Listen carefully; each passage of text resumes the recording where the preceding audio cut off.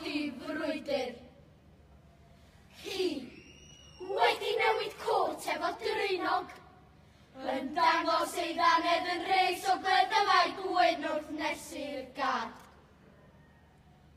Gwylio'i gilydd.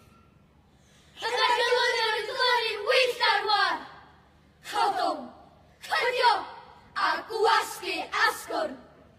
Cyfarth a phoeri, a dau gorcynniog yn un.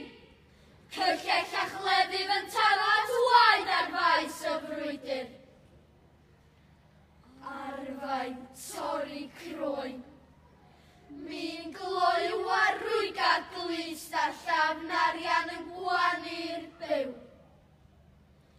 Hawennau'n cloi mewn ffwr a blew gymysgfa goch.